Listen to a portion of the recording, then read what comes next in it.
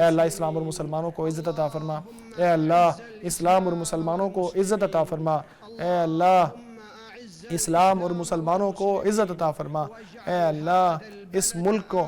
اور تمام مسلمان ممالک کو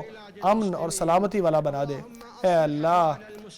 مسلمانوں کے احوال درست فرما دے، ان کو حق پر اکٹھا فرما دے، اے اللہ کمزور مسلمانوں کی مدد فرما، فلسطین میں ان کی مدد فرما اور ہر جگہ ان کی مدد فرما، ان کی تائید فرما، ان کی نگہبانی فرما، اے اللہ ان کی تائید فرما، اپنے اور ان کے دشمنوں کے خلاف ان کی مدد فرما، اے اللہ ہم تجھ سے ہر طرح کی خیر کا سوال کرتے ہیں، جلد آنے والی دیر سے آنے والی، جس کا ہمیں علم ہے جس کا ہمیں علم نہیں ہے، ہر شر سے تیری پناہ میں آتے ہیں، جس کا ہمیں علم ہے جس کا ہمیں علم نہیں ہے، دیر سے آنے والی یا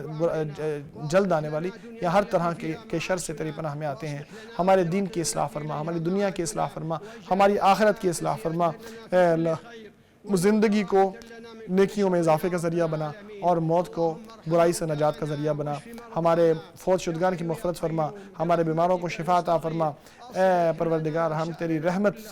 کا سوال کرتے ہیں، ہمارے سارے معاملات کو سنبھال لے اور ہمیں لمحہ بھر کے لیے بھی کسی اور کے حوالے نہ کرنا، خادم حرمین شریفین کو اے پروردگار ان کاموں کی توفیق عطا فرما جن سے تو خوش اور راضی ہوتا ہے، اس کے ولی عہد کو بھی بھلے کاموں کی توفیق عطا فرما، اے اللہ مسلمان حکمرانوں کو کتاب و سنت کو نافذ کرنے کی توفیق عطا فرما، اے پروردگار ہمیں دنیا میں بھی بھلائی عطا فرما اور آخرت میں بھی بھلائی، اور ہمیں آگ کے عذاب سے محفوظ فرما۔